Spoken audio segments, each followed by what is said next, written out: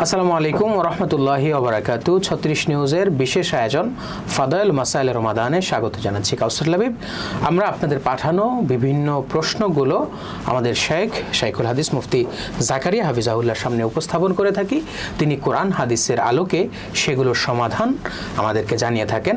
বরাবরের মতোই আমাদের কাছে কিছু প্রশ্ন এসেছে। আমাদের কাছে একটি প্রশ্ন এসেছে যে কেউ যদি সাহারি করার পরে তার ফজর আজান দিয়েছে, তো এরপরে ঢেকুরের সঙ্গে অনেক সময় কিছু খাবার বের হয়ে চলে আসে, তো সেটি যদি গিলে ফেলে তাহলে তার রোজা ভেঙে যাবে কিনা, এটা অনেকের হয়ে থাকে।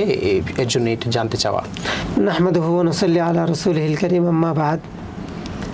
ঢেকুর আসছে অর্থাৎ খাবার খাওয়ার পরে সাধারণত সকলেরই হালকা একটু পানি বা যে খাবারটা খাই এই খাবারটা একটু হাওয়ার সাথে একটু কি হয় বের হয়, যেটা আবার এমনি নিজে নিজে চলে যায়, যেটা বের করে ফেলে দেওয়া যায় না। এর দ্বারা অজুও ভাঙবে না, রোজাও ভাঙবে না।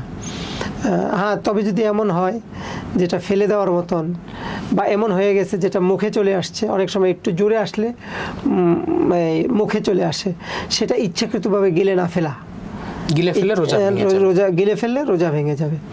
অর্থাৎ যেটা ফেলে দেওয়ার মতন হয় সেটা ফেলে দিবে, আর যদি ফেলে দেওয়ার মতো না হয় তাহলে কি হবে না, আমরা কোনো একটা পর্বে বলেছিলাম যে মুখে কোনো একটা কিছু আটকে থাকলে সেটা যদি চনা বরাবর হয় সেটা গিলে ফেললে কি হয়ে যায়, রোজা ভেঙে যায়। ঠিক ঢেকুরের সাথে যদি এতটুকু সমপরিমাণ বের হয়ে আসে, যেটা মুখের ভিতরে ছিল এক চনা পরিমাণ সমপরিমাণ যদি হয়, তাহলে সেটা গিলে ফেললে কি হয়ে যাবে, রোজা ভেঙে যাবে। তো এটা খেয়াল রাখতে হবে। ঢেকুরের সাথে সাধারণত অনেকটাই নিজের ইচ্ছার মধ্যে থাকে না, আবার এমনি চলে যায়। যদি এমন হয় যে এমনি চলে না যায়, বরং ইচ্ছাকৃতভাবে গিলতে হয়, তাহলে সেটা গিলবে না, বরং ফেলে দিবে। অনেক অনেক ধন্যবাদ শেখ। আমাদের কাছে আরেকটি প্রশ্ন এসেছে যে ক্যান্সার কিংবা অনেক জটিল রোগের চিকিৎসা অনেকের করে থাকে বা অনেকে এই চিকিৎসা নিয়ে থাকে, তো এটার ওষুধ প্রক্রিয়াটা এমন হয় সারা দিন চলে বা রোজার যে সময়টা আছে সুবে সাদিক থেকে নিয়ে সূর্যাস্ত পর্যন্ত, এই সময়টার ভেতরেও ওষুধ দিতে হয়, যেহেতু ওষুধটা অনেক জটিল। তো এইসব রোগীরা যারা ক্যান্সার কিংবা জটিল রোগের কারণে রোজা রাখতে পারে না, তারা কি করবে, এটা যদি একটু জানাতেন।